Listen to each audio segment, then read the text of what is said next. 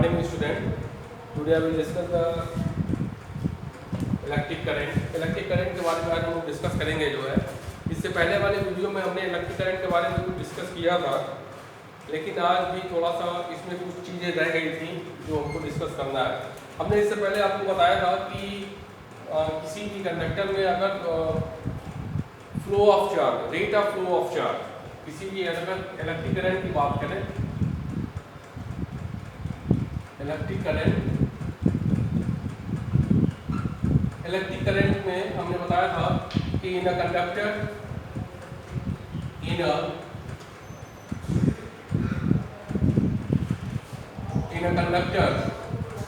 The rate of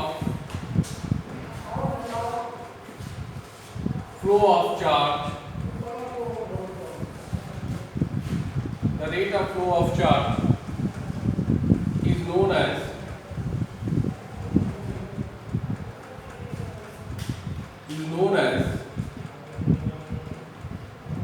electric current. In a conductor, the rate of flow of charge is known as electric current. That is by the definition. अगर electric current को अगर हम I से denote करें तो I equal to क्या हो जाएगा, Q/T। ये हमने बताई थी आप लोगों को, I इक्वल टू Q/T। इसकी यूनिट क्या होती है, देखिए चार्ज की यूनिट होती है कूलम और टाइम की यूनिट होती है सेकेंड। तो करंट की यूनिट हो जाएगी कूलम पर सेकेंड। दूसरी यूनिट क्या हो जाएगी इसकी, एम्पियर। और एम्पियर को हम लोग कैपिटल लेटर ए से डिनोट करेंगे। तो एम्पियर को हम लोग कैपिटल लेटर ए से डिनोट करेंगे। ये तो बात आ गई समझ में कि इलेक्ट्रिक करंट किसी भी कंडक्टर में अगर rate of flow of charge होता है तो उसको हम लोग इलेक्ट्रिक करंट से डिनोट करते हैं, that is I equal to Q/T। देखिए वेरी इंपॉर्टेंट, अगर यही आपसे हम पूछ रहे कि what is the definition of the 1 ampere, या 1 एम्पियर की डेफिनेशन क्या हो सकती है, या डिफाइन अगर 1 एम्पियर की बात करें तो 1 एम्पियर क्या हो सकता है, इसके बारे में जरा सा डिस्कस करना चाहेंगे हम आप लोगों से। देखिए 1 एम्पियर को कैसे डिफाइन करेंगे, इसको आप नोट भी कर सकते हैं कि हमने ऑलरेडी पिछले वीडियो में हमने डिस्कस किया था।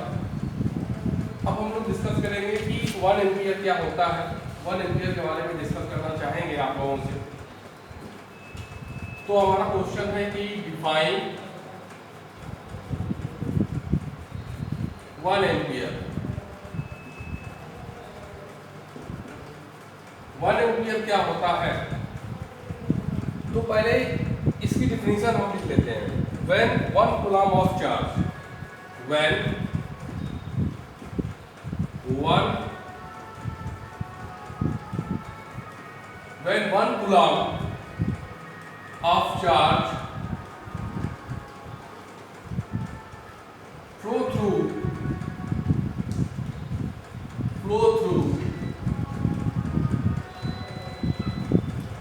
any conductor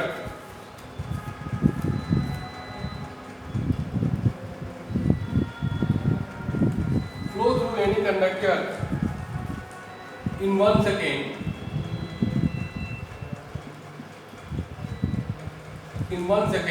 is known as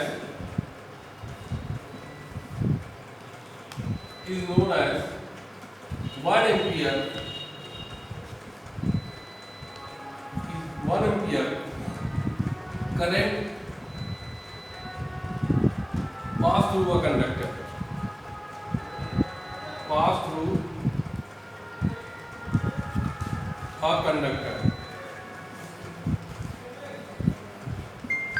conductor, by the definition I equal to Q/T होता है। This is very important. अब कह रहा है कि 1 कूलम ऑफ चार्ज, यानी Q कितनी है 1, और 1 कूलम चार्ज फ्लो हो रहा है किसी भी कंडक्टर में, उसको फ्लो होने में कितना टाइम लगना है, दैट इज 1 सेकेंड। तो 1/1 दैट इज कितना आ जाएगा, 1 एम्पियर। यानी 1 कूलम ऑफ चार्ज किसी भी कंडक्टर में फ्लो होने के लिए अगर उसको 1 सेकेंड लगता है तो उस कंडक्टर में 1 एम्पियर की चार्ज जो है, 1 एम्पियर का करंट जो होता है वो फ्लो होता है। दैट इज वेरी इंपॉर्टेंट, और इसको आप लोग कॉपी में नोट भी कर सकते हैं। This is a very important thing अब जो सबसे स्मॉलेस्ट यूनिट होती है, smallest unit of the current, smallest unit of current, smallest unit of current, that is 1 milliampere. 1 milliampere जो होती है वो करंट की सबसे स्मॉलेस्ट यूनिट होती है, और 1 milliampere कोशिश करते हैं 10 के पावर माइनस का 3 एम्पियर. 1 milliampere that is 10 के पावर माइनस का 3 ampere. That is a very smallest unit. और इससे भी स्मॉलेस्ट यूनिट जो होती है, ये स्मॉलेस्ट है, और इससे भी स्मॉलेस्ट यूनिट होती है करंट की 1 micro ampere. This is the symbol of the micro. 1 micro ampere that is 10 के power 6 ampere.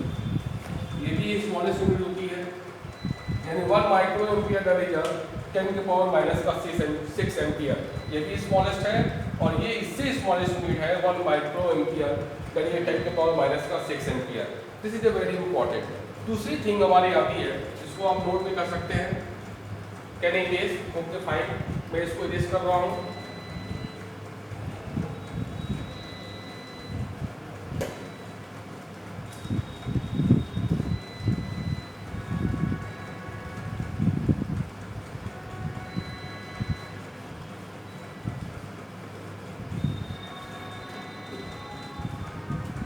Current, electric current,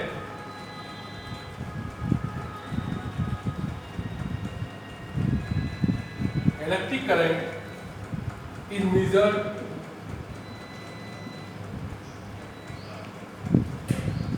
by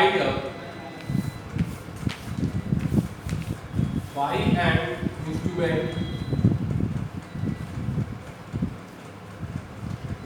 is ammeter. Electric current को किस इंस्ट्रूमेंट से यूज करते हैं? अमीटर से यूज करते हैं. और अमीटर को हम लोग जो है किसी भी कंडक्टर में हम सीरीज में लगाते हैं. जैसे ये मेरा एक कंडक्टर है, इसको हम लोग रेजिस्टेंस के नाम से भी जानेंगे. तो अमीटर को हम लोग यहाँ लगाएंगे. This is ammeter. अमीटर को हम लोग जो है वो किसी भी कंडक्टर के सीरीज में लगाते हैं, पैरेलल में ही लगाते हैं. पैरेलल में हम उसको वोल्ट मीटर को लगाते हैं जो वोल्टेज को मेजर करता है. ठीक है, ओके फाइन. तो अमीटर हमारा जो इंस्ट्रूमेंट होता है वो करंट को मेजर करने के लिए यूज किया जाता है, और इसको हम लोग किसी भी कंडक्टर के सीरीज में लगाते हैं, पैरेलल में नहीं लगाते हैं. पैरेलल में हम वोल्ट मीटर को लगाते हैं. अभी हम लोग आगे डिस्कस करेंगे सीरीज और पैरेलल के बारे में जो है. तो मैं इसको यूज कर रहा हूँ. जैसे इसके बेस पर एक क्वेश्चन को हम लोग सॉल्व करते हैं. जैसे एक क्वेश्चन है, an electric bulb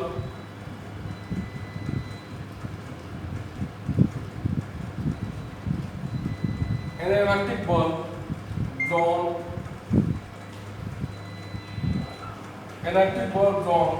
a current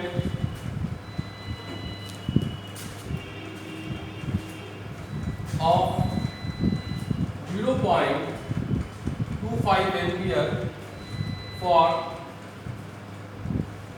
20 minutes.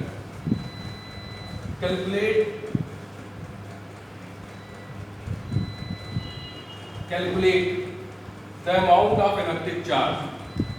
Calculate the amount of electric charge flow through a circuit.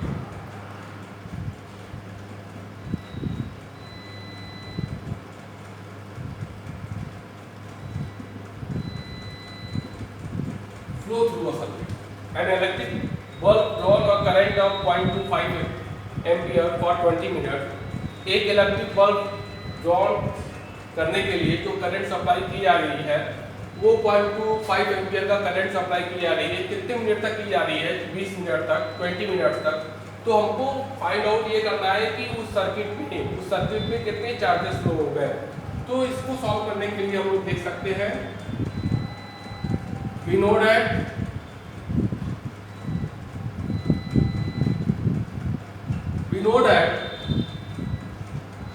I equal to Q by T।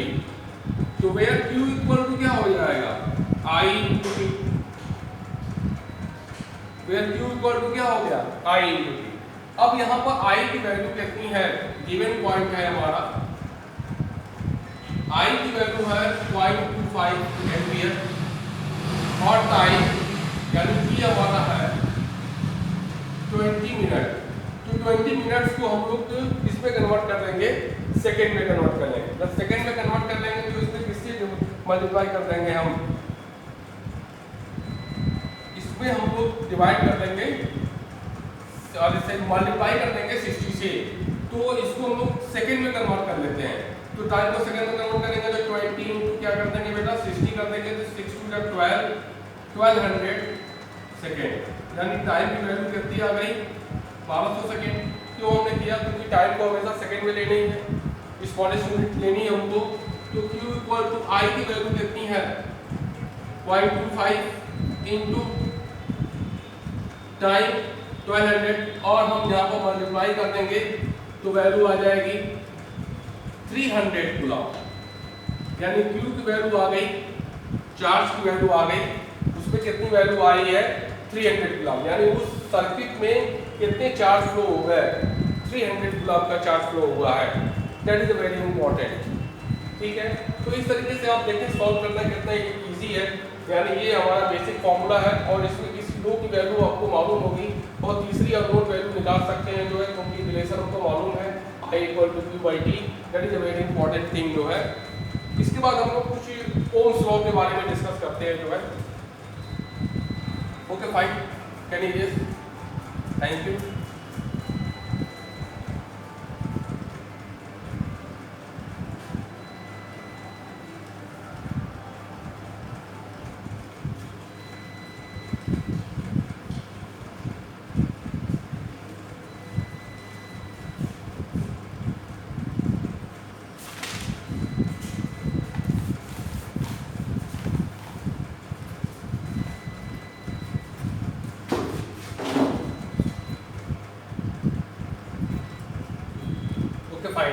आज हम लोग देखेंगे जरा सा कि how the current flow in a wire. किसी भी वायर में करंट जो है वो कैसे फ्लो होती है, किसी भी वायर में करंट कैसे फ्लो होती है, इसके लिए जरा सा हम लोग इसके बारे में डिस्कस करना चाहेंगे।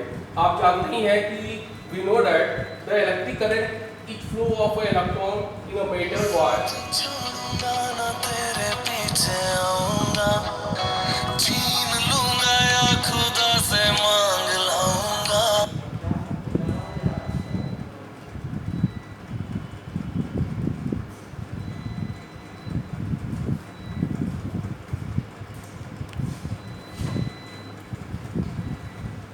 We know that the electric current is flow of electron in a metal wire when a cell or battery is applied across the edge।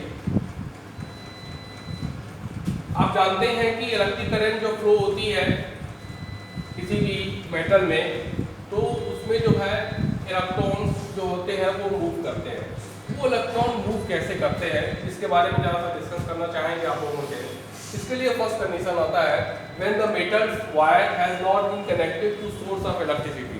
अगर कोई भी अगर हम तार लेते हैं और वो कोई भी तार किसी भी सोर्स ऑफ इलेक्ट्रिसिटी से कनेक्टेड नहीं होती है, तो जो उसमें मौजूद इलेक्ट्रॉन होते हैं वो इलेक्ट्रॉन रैंडम इधर उधर मूव करते रहते हैं। तो देखिए ये कोई मेटल वायर है, ये कोई मेटल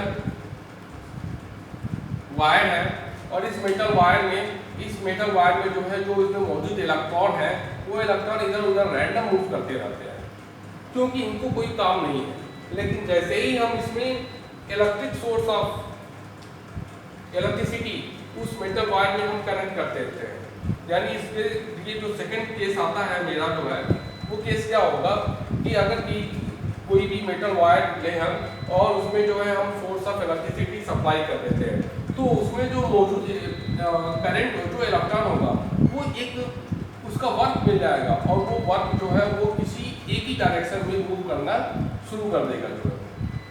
तो इसके लिए हम लोग केस डिस्कस करना चाहेंगे जो है आप लोगों से। देखिए इसको पहले आप नोट कर लेंगे जो है अपने बुक पर, और इसके बाद हम लोग जो है वो नेक्स्ट वाली वीडियो जो है हम अप्लाइड करेंगे जो है।